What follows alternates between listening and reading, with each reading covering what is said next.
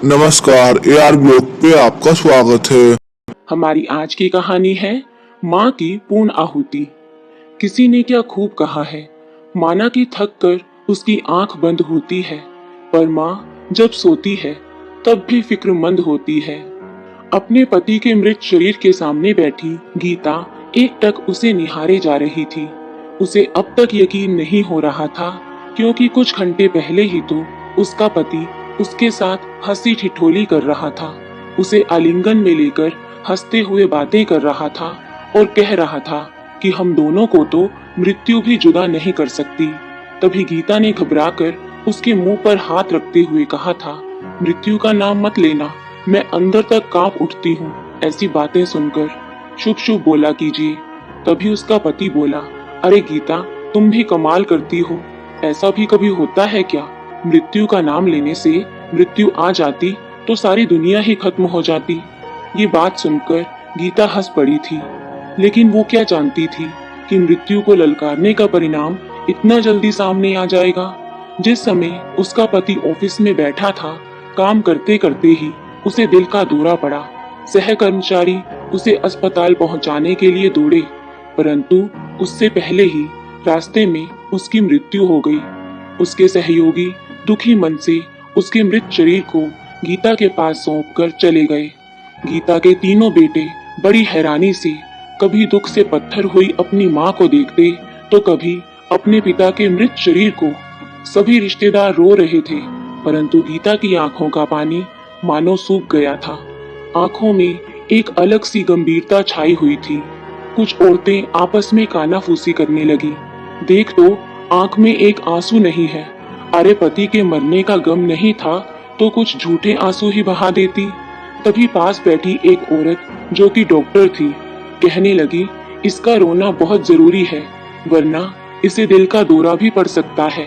आप लोग कोई ऐसा उपाय कीजिए कि इसका रोना छूट जाए। 7 साल का बेटा अनुज अपनी माँ से लिपट गया और बोला, माँ देखो ना, बाबूजी उठते क्यों नहीं हैं, और हमारे घर में ये इतने सारे लोग क्यों आए हैं, सबके सब रो रहे हैं, माँ तुम कुछ बोलती क्यों नहीं। ये कहकर अनुज गोद में बैठकर रोने लगा। मंझला 9 साल का था और बड़ा बेटा 11 साल का था, जो कि मृत्यु का अर्थ भली भांति समझता था। उसे मालूम था कि उसके पिताजी अब इस दुनिया में नहीं है। अपनी माँ का हाथ पकड़कर रोते हुए बोला, माँ अब पिताजी हमें प्यार करने कभी नहीं आएंगे, पिताजी तो चले गए, आप तो हमें छोड़कर नहीं जाओगी ना। ऐसा कहते हुए वो भी अपनी माँ से लिपट गया। बच्चों के रोने की करुण आवाजों से आसपास आए सभी लोगों की आंखों में आंसू उमड़ आए। एकाएक गीता को भी होश आया तो अपने इर्द गिर्द लोगों की ओर देखा और खुद से लिपटे हुए बच्चों की रोने की आवाजें सुनी तो जोर से चीख पड़ी। उसके बाद तो उसकी आंखों से जैसे आंसुओं की बरसात उमड़ पड़ी और बच्चों को अपने कलेजे से लगाते हुए जोर जोर से रोने लगी और बोली, मेरे बच्चों, मैं कहीं नहीं जाऊंगी तुम्हें छोड़कर, मैं ही तुम्हारी माँ और बाप भी हूँ, तुम चिंता मत करो। धीरे धीरे दिन बीतने लगे और सभी रिश्तेदार सांत्वना देकर चलते बने। पैसे से मदद करने की किसी में भी हिम्मत नहीं थी। जब गीता ने अपने पास मौजूद पैसे का हिसाब लगाया तो उसने देखा कि उसके बैंक में केवल थोड़ा सा ही पैसा है, जिससे गुजारा करना बहुत मुश्किल होगा, क्योंकि जो भी पैसा उसके पति ने कमाया था अपना मकान बनवाने में ही लगा दिया, और मकान भी इतना बड़ा तो नहीं था कि किराए पर चढ़ाकर कुछ पैसा कमा सके। गीता के पास ले देकर केवल वही मकान था जिसमें वो अपने बच्चों के साथ सिर छुपाकर रह सकती थी।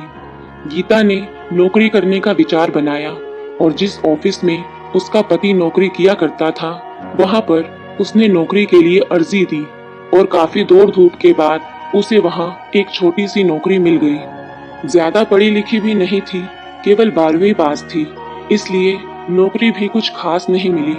उसकी तनख्वाह से गुजारा मुश्किल था, इसलिए घर पर ऑफिस से लौटने के बाद वो छोटे छोटे बच्चों को ट्यूशन पढ़ाने का काम करने लगी। हालांकि ट्यूशन से भी उसे ज्यादा आय नहीं होती थी, क्योंकि लोग कम पैसों में ही काम निकलवाना चाहते थे। उसका बड़ा बेटा तो पहले से स्कूल जाता था, जिसके कपड़ों, किताबों और फीस में काफी पैसे खर्च हो जाते थे। परंतु अपने दोनों छोटे बच्चों को उसने घर पर ही पढ़ाने का सोचा। बड़ी मुश्किल से अपनी गृहस्थी चलाने लगी। उसके पति ने अपना एक छोटा सा बीमा करवाया था, इसलिए उसकी मृत्यु के बाद उसे बीमे की 2 लाख रुपए की रकम मिली थी। लेकिन उस रकम को इस्तेमाल करने की बजाय उसने बच्चों की आगे की पढ़ाई के लिए रख दिया। उसके ससुराल में उसका देवर और जेठ भी थे, जिन्हें पैसों की कोई कमी नहीं थी, लेकिन किसी एक भी रिश्तेदार ने आकर उसे पैसे से सहायता नहीं की। परंतु गीता ने हिम्मत नहीं हारी। दिन रात एक करके वह अपने बच्चों के लिए पैसे कमाती। थोड़ा बहुत समय मिलता भी तो वह कपड़े सिलने का काम कर लेती। सब कुछ मिलाकर उसे इतने पैसे मिल जाते कि घर का खर्च जैसे तैसे चल जाए। परंतु जैसे जैसे बच्चे बड़े होते गए, घर का खर्च भी बढ़ता गया। हर दिन बीतने के साथ महंगाई भी बढ़ती जा रही थी। बच्चों का भविष्य बनाने के चक्कर में उसने अपना ध्यान ही नहीं रखा। अपने बच्चों को पौष्टिक आहार खिलाने की हर संभव कोशिश करती, परंतु खुद ना खाती। और बच्चों को भी मालूम नहीं था कि उनकी माँ आधा अधूरा रूखा सूखा खाकर सो जाती है। परिणाम स्वरूप सुंदर सी गीता की काया जीर्ण और कंकाल मात्र रह गई। अच्छा भोजन ना मिलने और चिंतित रहने के कारण वो असमय ही तेजी से वृद्धावस्था की तरफ बढ़ती जा रही थी। परंतु उसे अपनी चिंता नहीं थी। तीनों बेटे पढ़ाई में काफी तेज थे। गीता अपने बच्चों को उच्च पदों पर बिठाकर अपने पति की इच्छा पूरी करने की हर संभव कोशिश कर रही थी। उसके पति हमेशा कहा करते थे, गीता, हम अपने बच्चों को इस लायक बना देंगे कि लोगों के लिए एक मिसाल कायम हो जाएगी। समय बीतने के साथ साथ तीनों बेटे जवान हो गए और मुश्किलें झेलते झेलते भी गीता ने अपने बेटों को इस लायक बनाया कि उन्हें अच्छी नौकरियां मिल गई। गीता इसी बात से संतुष्ट थी कि उसने अपने पति की दिली इच्छा को आज पूरा कर दिया था। उसका बड़ा बेटा एक बड़ी कंपनी में डायरेक्टर था। मंझला बेटा पुलिस में नौकरी करता था, जबकि सबसे छोटा बेटा एक बहुत बड़ा इंजीनियर था। उन तीनों के लिए अब अच्छे अच्छे खानदानों से रिश्ते आने लगे। बड़ा बेटा अपनी बॉस की लड़की से प्यार करता था और उससे शादी करना चाहता था। जब उसने ये बात अपनी माँ से बताई तो गीता बोली, बेटा, जो भी लड़की तुम्हें पसंद हो तुम विवाह कर सकते हो, क्योंकि जीवन तुम्हें निभाना है और मुझे खुशी होगी यदि तुम अपनी पसंद की बहू लेकर आओगे। गीता के बड़े बेटे अमन ने अपनी बॉस की लड़की से विवाह कर लिया। अब गीता ये सोचकर खुश थी कि अब उसका साथ देने वाली कोई लड़की आ जाएगी और वह अपनी जिम्मेदारियों से कुछ हद तक मुक्त हो पाएगी। परंतु उसकी सारी उम्मीदों पर पानी फिर गया। गीता की बहू का नाम अमृता था, लेकिन वह अपने नाम के बिल्कुल विपरीत थी और जहर जैसी कड़वी थी। आते ही उसने गीता पर अपना हुक्म चलाना शुरू कर दिया। उसे अपनी सास का कोई काम पसंद नहीं आता था। हर बात पर अपनी सास से कहती कि आपको तो किसी काम का सलीका नहीं है। कभी कहती कि आपकी इतनी उम्र हो गई है परंतु अच्छा खाना बनाना आपको नहीं आता। हमारे घर में तो नौकर भी आपसे अच्छा खाना बनाते हैं कि लोग उंगलियां चाटते रह जाएं। रोज रोज इस तरह के ताने सुनते सुनते एक दिन गीता ने अपनी बहू से कहा, बेटी, यदि मेरे हाथ का बना खाना पसंद नहीं आता तो एक अच्छा खाना बनाने वाला रख लो, तुम्हें खाने की कोई शिकायत नहीं रहेगी। इतनी बात सुनने की देर थी कि बहू अमृता दहाड़ उठी। क्या मतलब है आपके कहने का कि अच्छा खाना बनाने वाला रख लो? अगर आपको खाना बनाना नहीं आता तो कम से कम काम सीखने की कोशिश तो कर सकती है ना। उल्टा मुझे ही सुना रही है। क्या नौकर रखने में पैसे खर्च नहीं होते? कौन देगा वो पैसे? आप, जिसके पास फूटी कोड़ी भी नहीं है। हम दिन रात मेहनत करके पैसा कमाते हैं, कोई मुफ्त में बैठकर रोटियां नहीं खाते। अपनी बहू की मिर्ची समान तीखी बातें सुनकर गीता अवाक रह गई। दिन रात वो काम में जुटी रहती थी और कोई सामने से उसे जाकर इतना भी नहीं कहता था कि माँ, तुम थक गई होगी तो थोड़ा आराम कर लो। कितनी बार अपने पति अमन के सामने ही अमृता अपनी सास की बेइज्जती कर देती थी, परंतु उसे डांटना तो दूर, वो केवल एक मूक दर्शक बनकर रह जाता। गीता मन ही मन सोचती कि इन बच्चों के लिए मैंने क्या कुछ नहीं किया, कितना कुछ सहन किया, लेकिन आज यही बच्चे मुझे ये सिला दे रहे हैं।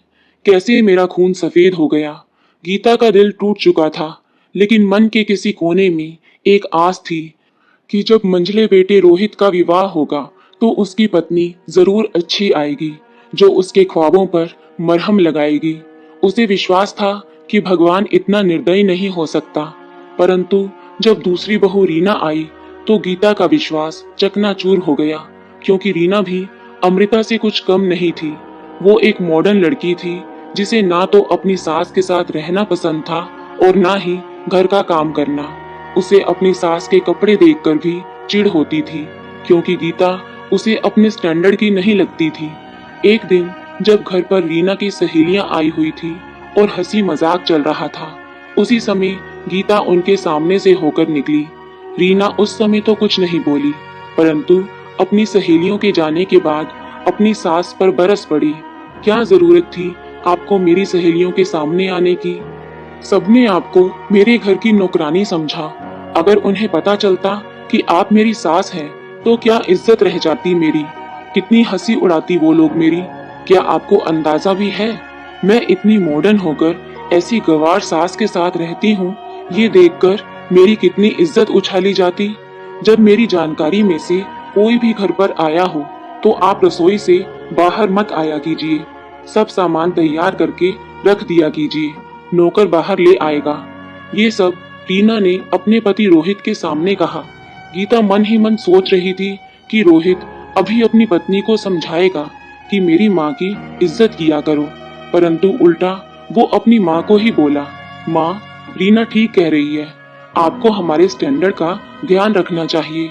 जिस ढंग से आप रहती हैं, जैसे कपड़े पहनती हैं, उससे तो आप एक नौकरानी से ज्यादा कुछ नहीं लगती। आज गीता को अपनी परवरिश पर शर्म आ रही थी। उसका एक मन तो हुआ कि चिल्लाकर अपने बेटे को बोले कि कभी एक साड़ी भी लाकर दी है क्या मुझे, या कभी कुछ खरीदने के लिए थोड़े से पैसे ही दिए हों। जो कुछ मेरे पास था सब कुछ मैंने तुम लोगों पर खर्च कर दिया। पहले ट्यूशन लिया करती थी और अब तो वो भी नहीं करने देते, क्योंकि तुम्हारी इज्जत पर दाग लगता है।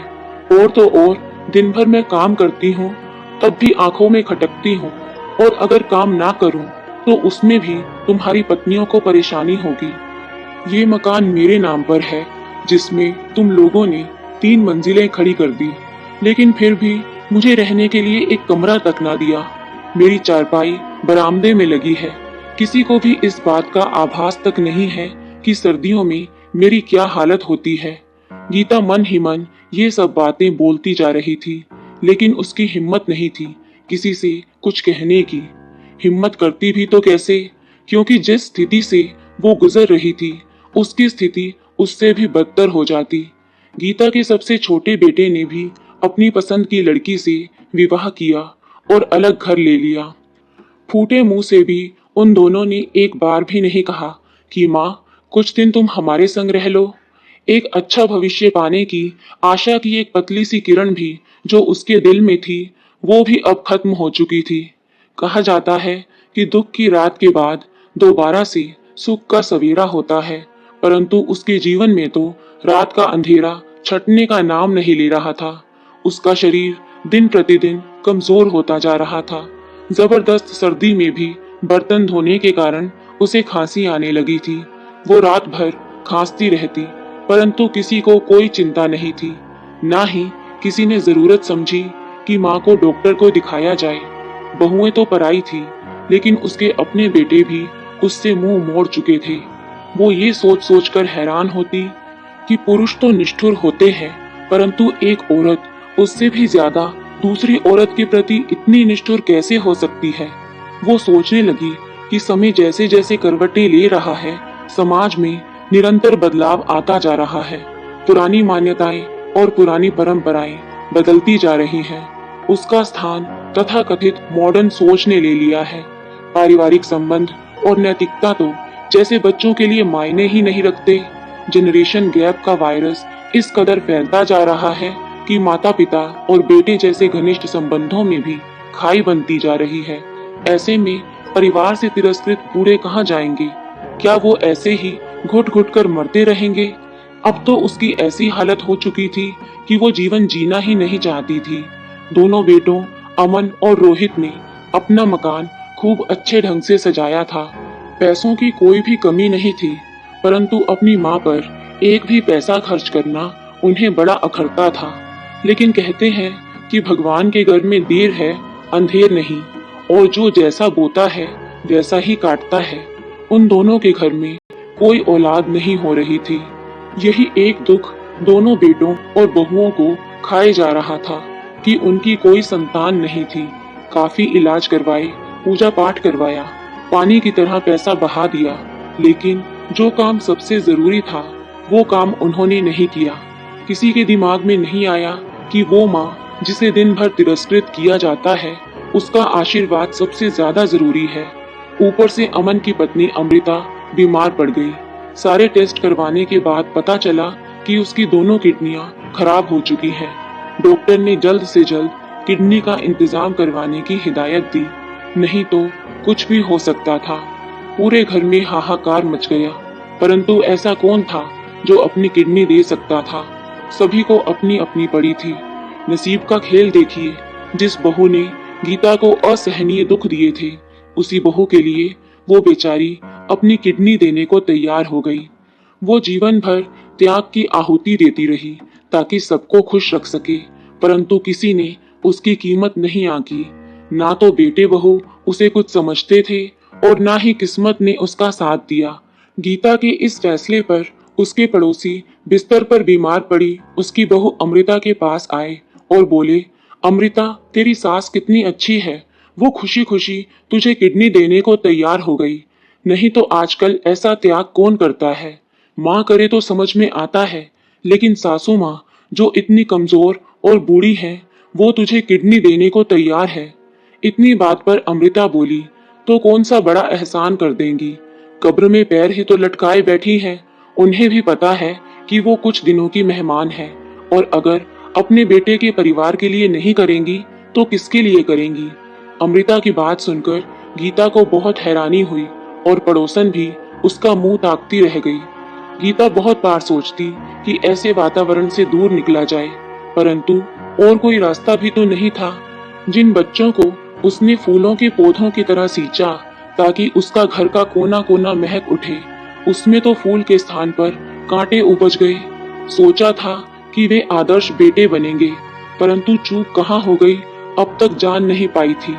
पति की मृत्यु के बाद एक क्षण भी ऐसा नहीं था जो सुख भरा रहा हो। तीनों पुत्रों की वो एक अभागन माँ थी। इसे भी भाग्य का एक खेल ही कहा जाएगा कि मंझला बेटा रोहित, जो कि डायबिटीज का मरीज था, अचानक उसका शुगर लेवल इतना बढ़ गया कि उसकी आंखों की रोशनी ही चली गई। अखबारों में निकाला गया कि जो कोई आंखों का इंतजाम करवा देगा उसे अच्छी रकम दी जाएगी, लेकिन आई बैंक में भी आंखें नहीं थी। इधर रोहित और उसकी पत्नी रीना दोनों चिंता के मारे घुले जा रहे थे। एक दिन पंडित जी से पूछा तो उन्होंने कहा, ऐसा लगता है कि आप सभी ने किसी का बुरी तरह से दिल दुखाया है, किसी की बद्दुआ लगी है जो इस घर पर बिजली बनकर गिर पड़ी है। परंतु इतनी उथल पुथल होने के बाद भी किसी की आंख नहीं खुली। गीता के प्रति किसी के हृदय में दया नहीं उपजी। वह जितना सबके हृदय में अपने प्रति प्यार जागृत करने की कोशिश करती, उतना ही उनको खुद से दूर पाती। ना जाने क्यों उसके निर्मल प्रेम के झरने को उसके बेटे बहू देख नहीं पाए। अपने बेटों और बहुओं को इस मानसिक स्थिति से गुजरते देखकर गीता से सहन नहीं हुआ। उसके सामने ही उसकी एक बहू किडनी की बीमारी के कारण मौत से जूझ रही थी और दूसरा बेटा अपनी आंखों की रोशनी को खो बैठा था। ये सब हालात देखते हुए गीता ने एक निर्णय लिया कि वो अपनी एक किडनी अपनी बहू को दान कर देंगी और एक आंख अपने बेटे को डोनेट करेंगी। परंतु आंखें दान करने के विषय में डॉक्टर ने बताया कि एक जीवित व्यक्ति अपनी आंखें दान नहीं कर सकता। और जब किडनी देने के लिए चेकअप करवाया गया तो पता चला कि गीता की शुरू से एक ही किडनी थी, जिसके कारण वो किडनी डोनेट नहीं कर सकती थी। डॉक्टर ने बताया, माताजी, आपकी एक ही किडनी है जिसे निकालने पर आपकी मौत हो जाएगी और हम डॉक्टर्स का काम जिंदगी बचाना है, ना कि जान लेना। जीवित व्यक्ति अपनी आंखें भी दान नहीं कर सकता, ऐसा जानकर गीता बहुत निराश हुई। जीवन के प्रति उसका मोह तो पहले ही नष्ट हो चुका था, क्योंकि जिस तरह का जीवन वो जी रही थी, मृत्यु उससे कहीं ज्यादा सुखदायी हो सकती थी। ये सोचकर उसे एक उपाय सूझा कि अब तक वो आहुतियां ही देती आ रही थी, परंतु किसी ने उसकी कद्र नहीं जानी। किसी को उसके त्याग का आभास तक नहीं हुआ। ना तो उसके परिवार का कोई सदस्य उसे प्यार दे सका और ना ही उचित सम्मान। तो ऐसे जीवन जीने का क्या फायदा? ये सोचकर वो एक फैसला कर चुकी थी, लेकिन उस फैसले को अंजाम देने से पहले उसने एक पत्र लिखा। पत्र लिखने के पश्चात उसने पास में पड़ी नींद की गोलियों की ओर नजर उठाकर देखा। अगले दिन सुबह जब गीता अपने बिस्तर से नहीं उठी, तो घर के सभी सदस्य हैरान थे कि हमेशा सबसे पहले उठ जाने वाली माँ आज उठी क्यों नहीं। जब बड़े बेटे अमन ने उसे हिलाने की कोशिश की, तो उसके आश्चर्य का ठिकाना न रहा। उसकी माँ हमेशा हमेशा के लिए एक गहरी नींद में सो चुकी थी। पास में रखे पत्र पर नजर गई। अमन ने उस पत्र को उठाकर खोला तो उसमें जो लिखा था उसे पढ़कर वो स्तब्ध रह गया। पत्र में लिखा था, मेरे प्यारे बच्चों, तुम सभी के लिए मैं जीवन भर त्याग करती रही, परंतु तुम में से किसी को इसका आभास तक नहीं हुआ। ना जाने कितनी बार मैंने त्याग और बलिदान की आहुतियां दी। सच पूछा जाए तो जीवन में जितनी आहुतियां भी मैंने दी, मेरा भरसक प्रयास था कि मैं तुम सभी को खुश रख सकूं, परंतु ये मेरे भाग्य का खेल था कि मैं हमेशा असफल रही। तुम्हारे दिल में मेरे प्रति जरा सी भी भावनाएं जागृत ना कर पाई, और अब तो मेरे पास कुछ भी नहीं बचा था आहुति देने के लिए। इसलिए सोचा कि अब क्या करूं जिससे तुम लोगों का जीवन भी संवर जाए और तुम मेरे प्यार को नाटक भी ना समझो। इसलिए आज मैं अंतिम आहुति देने जा रही हूँ। ये मेरी पूर्ण आहुति होगी, ताकि मेरी आत्मा को भी शांति मिल जाए और शायद तुम लोगों को भी मेरे त्याग और बलिदान का थोड़ा सा आभास हो सके। तुम्हें पाल पोस कर बड़ा करते करते मेरी झोली तो बिल्कुल खाली हो चुकी है। अब मेरे पास कुछ नहीं बचा। हाँ, बस एक जान बची है, जिसका बलिदान देकर इस संसार से विदा ले रही हूँ। जीवन भर मेरा मन प्यार के लिए तरसता रहा, अपनत्व से भरे संबंधों के लिए तरसता रहा, परंतु अब मैं थक चुकी हूँ। मेरी आत्मा हमेशा हमेशा के लिए शांति चाहती है। मैं चाहती हूँ कि मेरी किडनी मेरी बहू अमृता को लगवा दी जाए, ताकि वो अपना जीवन सुखमय बिता सके, और मेरी दोनों आंखें मेरे प्यारे बेटे रोहित को लगवा दी जाएं, जिससे वो जीवन का पूरा आनंद उठा सके। मैंने बहुत कोशिश की, परंतु मेरे जीते जी कोई भी डॉक्टर ना तो मेरी किडनी निकालने को तैयार था और ना ही आंखें। इसलिए मैंने ये फैसला लिया है कि मैं हमेशा हमेशा के लिए इस दुनिया को छोड़कर चली जाऊं। अपने इस फैसले की जिम्मेदार मैं स्वयं हूँ। भगवान करे तुम सब हमेशा खुश रहो। पत्र पढ़ते पढ़ते अमन की आंखों में आंसू आ गए। पढ़ने के पश्चात उसे एहसास हुआ कि उन लोगों से कितना बड़ा गुनाह हो गया है। अपनी जिस माँ की कद्र उन्होंने पूरी उम्र नहीं जानी, आज वही माँ अपने बेटे और बहू का जीवन बचाने के लिए अपना शरीर त्याग चुकी थी। आज एक ममतामयी माँ अपनी पूर्ण आहुति दे चुकी थी। आज अमन पछतावे के कारण फूट फूट कर रो रहा था, परंतु इस पछतावे के लिए अब बहुत देर हो चुकी थी। दोस्तों, ये कहने की जरूरत नहीं है कि माता पिता हमारे जीवन में कितने मूल्यवान होते हैं, इसलिए उनके रहते हुए ही उनकी सेवा करो, उनसे प्यार करो, क्योंकि जब वो चले जाएंगे तो कुछ नहीं कर पाओगे। दोस्तों, आपको ये कहानी कैसी लगी? लाइक और कमेंट करके जरूर बताएं, और चैनल को सब्सक्राइब करना बिल्कुल ना भूलें। मिलते हैं एक नई कहानी के साथ। बहुत बहुत धन्यवाद।